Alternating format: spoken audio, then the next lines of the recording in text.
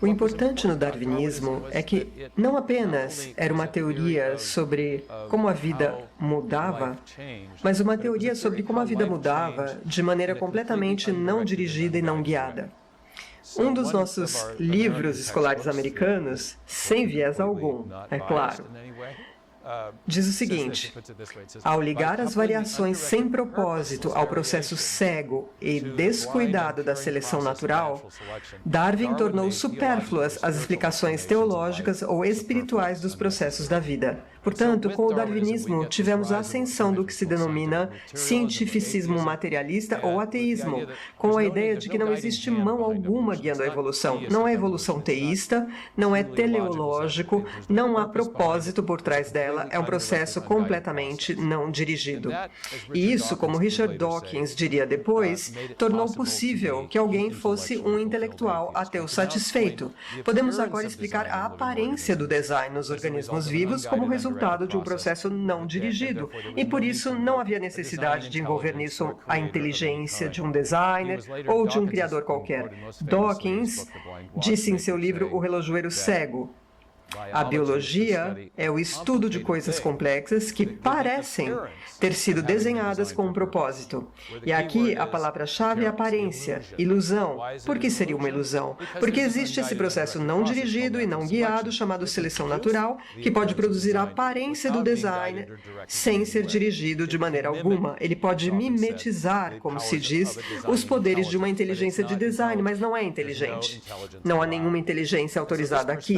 Essa perspectiva fez surgir muitos ateus intelectualmente satisfeitos, e vários deles são bem populares e têm voz forte na cultura. Lawrence Krauss, infelizmente até Stephen Hawking aderiu a isso no fim de sua vida. Bill Nye, o cara da ciência, apesar de não ser cientista, e o grande físico Steven Weinberg, são todos grandes expoentes desse materialismo científico ou ateísmo científico. E Richard Dawkins expressou isso de um jeito encantador, embora, a meu ver, tenha entendido errado a questão.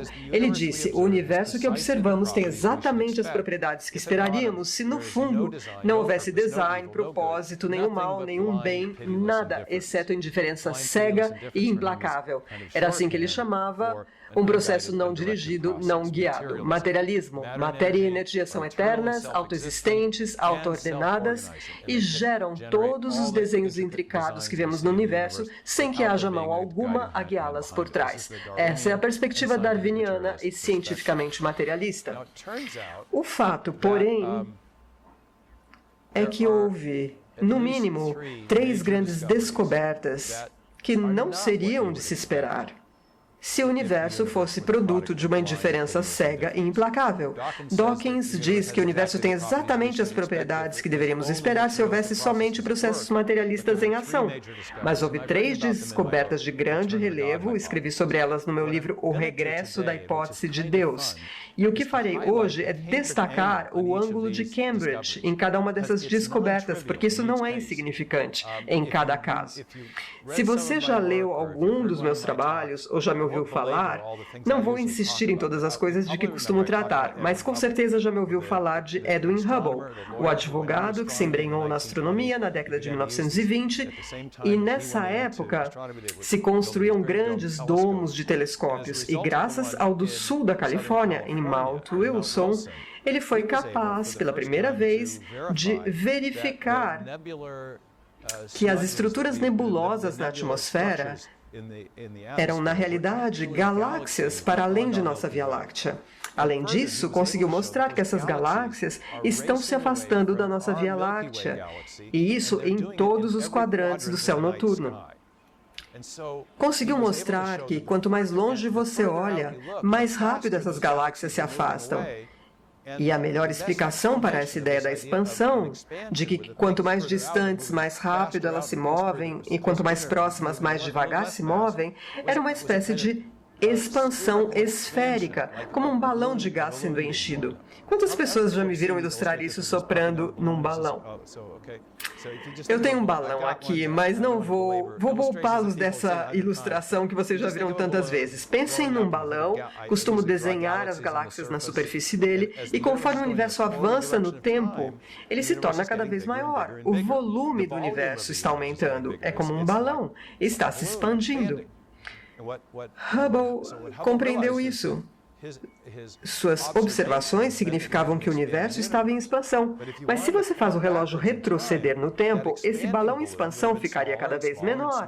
E em cada ponto sucessivo do tempo, até que finalmente toda aquela matéria, no sentido reverso do tempo, tivesse chegado a um ponto de partida que marcasse o início da expansão do universo, mas também, provavelmente, o início do próprio universo. Essa descoberta foi feita principalmente nos Estados Unidos, por Hubble, seu colega Humason e um astrônomo americano anterior chamado Vesto Slipher. Mas isso comportava outro ângulo bem interessante. Uma consequência do trabalho de um cientista alemão de cabelo desgrenhado, com sotaque carregado, que não costumava combinar as meias e que por tudo isso era meu herói. Albert Einstein. O John vai distribuir um teste para vocês sobre essa equação, então não se preocupem com isso agora. Ele veio com aquela nova teoria da gravidade, ligeiramente diferente da newtoniana, a ideia de que as forças gravitacionais, como corpos maciços, curvam o tecido do espaço-tempo. Isso não é menos misterioso que a teoria de Newton, porque como a matéria curvaria o espaço, a outra parte da teoria era que a curvatura do espaço faz com que outra matéria se mova e adote trajetórias curvilíneas. Mas como o espaço é vazio, isso não é menos misterioso que a teoria de Newton, embora parecesse funcionar, a matemática era melhor. Mas havia outra implicação. Pensem nesta imagem, é como pôr uma bola de boliche numa cama elástica, ela cria uma deformação, um contorno na cama elástica. Essa era a ideia. Corpos maciços criariam um contorno no espaço. Mas se isso fosse verdade, e foi o que Einstein percebeu, se a sua ideia sobre gravidade fosse verdadeira, e se ela fosse a única força atuante no universo, no fim, todas as bolas iriam para o centro, certo? Toda a matéria se coagularia, e não haveria espaço vazio no universo, estaríamos todos num gigante buraco negro. Mas não vivemos nesse tipo de universo, vivemos num universo onde há espaços vazios.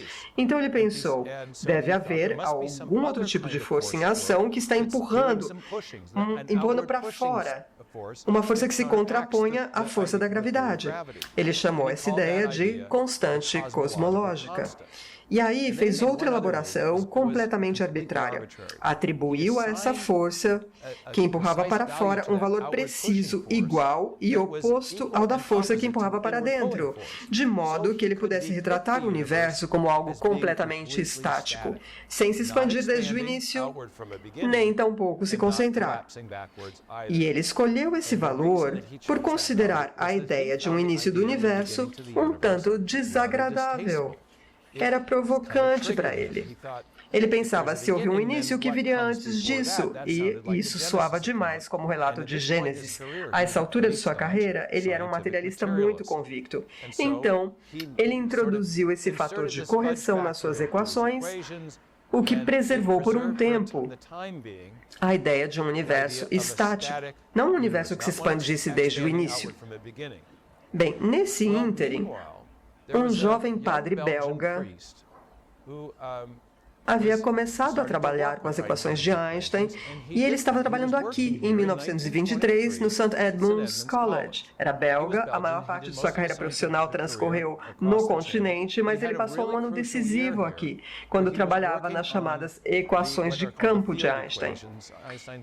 E mostrou que a ideia de Einstein de contrabalançar com exatidão a força que empurrava para fora e a que empurrava para dentro não garantia que o universo fosse estático, porque mesmo uma ligeira alteração, uma perturbação na distribuição da matéria e da energia no universo desestabilizaria tudo isso e faria com que toda a matéria fosse parar num buraco negro ou que tudo acabasse em morte térmica.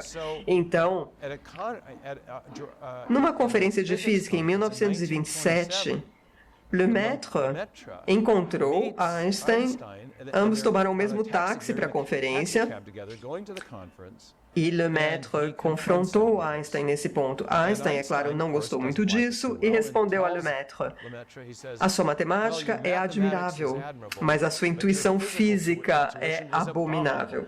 Pois é, os cientistas são sempre tão comedidos na sua maneira de falar. Era como se Einstein dissesse: isso não me agrada, sua matemática está certa. A ideia de equilibrar precisamente as coisas não é estável, mas simplesmente não gosto do lugar para onde isso me conduz, para a teoria física da origem do universo, de volta a um início. Isso soa como o texto de Gênesis. Havia outros cientistas que também não gostavam dessa ideia, a ideia de que o universo teve um início. Um deles foi Sir Arthur Eddington, que também estava aqui em Cambridge. E uma de suas citações famosas é: filosoficamente, a noção de um início da ordem atual é repulsiva para mim. Gostaria de encontrar uma falha genuína. Simplesmente não acredito que a atual ordem das coisas começou com uma explosão. A expansão do universo é absurda. Deixa-me insensível.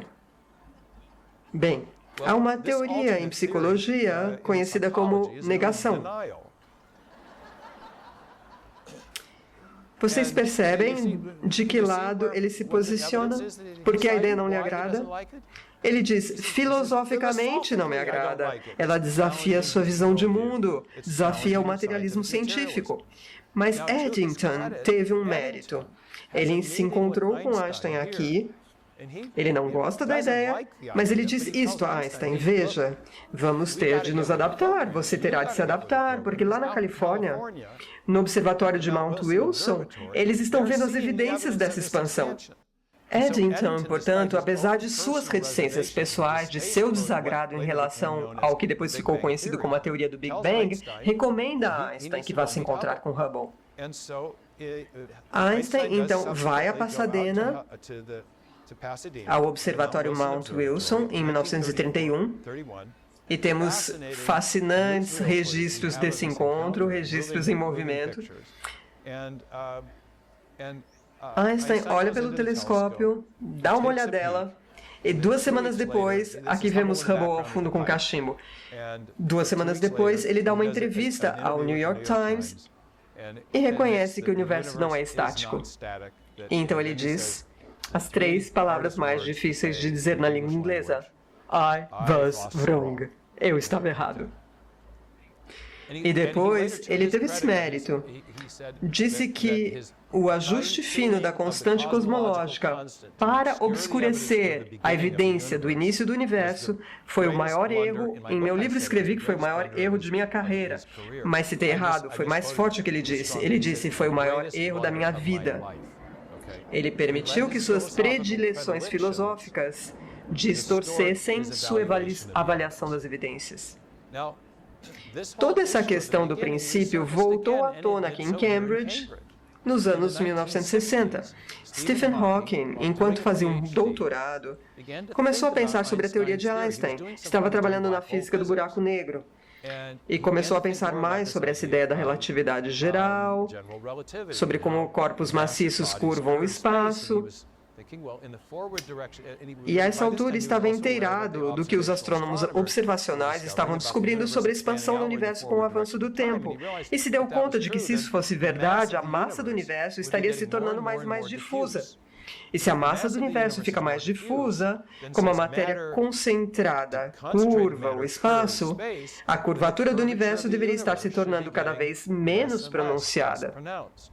Seguindo o mesmo raciocínio, ele se deu conta, na direção reversa do tempo, a matéria estaria se tornando cada vez mais densamente concentrada, conforme recuamos no tempo cada vez mais. Mas se a matéria está se tornando cada vez mais densamente concentrada, o espaço ficaria mais encurvado. Mais encurvado, mais encurvado. E, por fim, chegaria a um limite, do qual não se poderia recuar mais, porque a matéria chegaria a uma densidade infinita e a curvatura seria infinitamente reduzida. Ora, uma curvatura infinitamente reduzida corresponde a um volume espacial zero. Pergunta: quanta coisa a gente consegue colocar em espaço nenhum? Coisa nenhuma cabe em espaço nenhum, certo? E essa é uma profunda consequência antimaterialista da física moderna. Na verdade, a imagem do universo retratada por essa ideia, e Hawkins acabou provando isso, é parte de sua tese de doutorado de 1966, a consequência é que o universo é assim retratado em termos muito semelhantes aos termos que os teólogos medievais descreviam como creatio ex nihilo, criação a partir de nada físico, porque não há espaço onde por nada. Não sei se vocês viram um filmezinho chamado A Teoria de Tudo, sobre a vida de Hawkins. Eles retratam sua defesa de tese, ele sentado atrás de uma mesa, diante de Roger Penrose e Denis Sciama, aqueles físicos eminentes, renomados de Cambridge e Oxford, e eles estão desmontando a tese. Capítulo 1 tem um erro de derivação, capítulo 2, erros de ortografia, capítulo 4, mas então eles dizem, Stephen, mas esse capítulo 3, um buraco negro no início do tempo, uma singularidade espaço-tempo, isso é genial.